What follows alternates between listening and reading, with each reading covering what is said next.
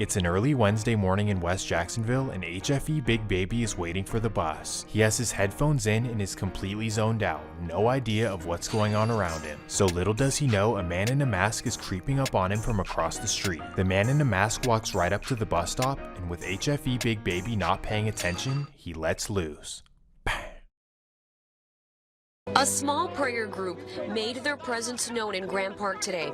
They prayed for healing. Their church sits at the intersection of 13th and Canal, where this morning this was the scene as police roped it off, gathering evidence.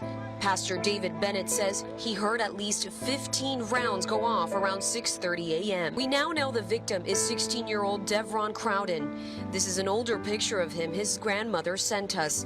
To his friends, he was known as simply Big Baby. The word quickly spreads around the community, prompting grieving and even protests. Now protesters are taking to the street near the shooting scene, closing the roads once again to demand answers. For Big Baby's classmates, they would receive the news from an announcement at school. Obviously, everyone is shocked and saddened, but Big Baby's close friends, they're devastated. Then quickly, the pain turns into anger, and they're eager to know who's responsible.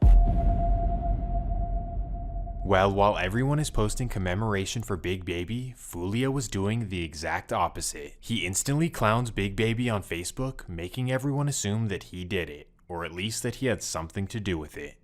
As soon as they see this, HFE automatically assumed that it was Foolio who did it, and now they're on his trail. But because they're at school and don't have weapons, they first seek to fight him. So lunchtime comes around and 3 HFE members go searching for Foolio. They spot him in line at the cafeteria, they surround him, and they start whooping his Quickly though, the security guards break it up, and the sides go their separate ways.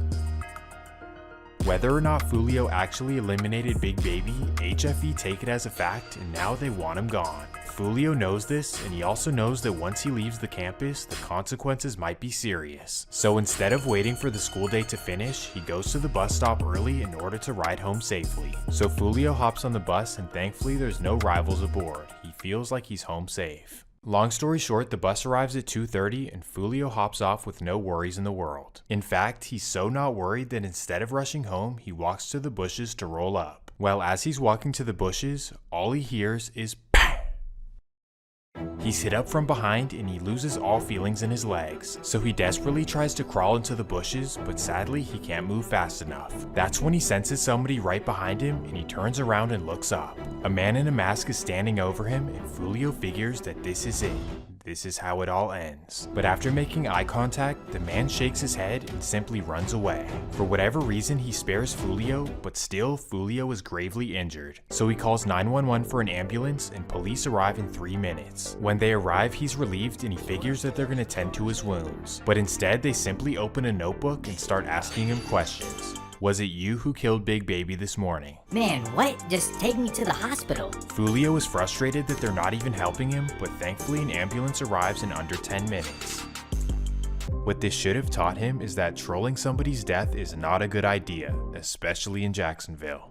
And that's assuming that he isn't responsible for Big Baby and only that he trolled him after his death. But whether or not he was the one who did it, the beef was still definitely on. Thankfully though, Foolio would be completely off the streets for the next 5 months as he had to relearn how to walk after having hip surgery. Still though, what happened to him had serious implications in Jacksonville. And that brings us right back to his original hood, the Hilltop Village. After learning of what happened to Foolio, the Hilltop Village were ready to go to war for him. They knew he was by himself against everyone in West Jacksonville, so they stepped up in his defense. Well, not to say that HFE wasn't intimidating, but Hilltop Village is a whole different animal. So let me introduce you to their main factors. Basically, all of Foolio's early childhood friends didn't make it in school and jumped into the streets. These would be Kendre, Trey D, Dirk, Kojak, T-Shot, Spaz, and many more, trust me. Essentially, these are all the teenagers who stepped up on Foolio's behalf against HFE. Things are about to get crazy in Jacksonville.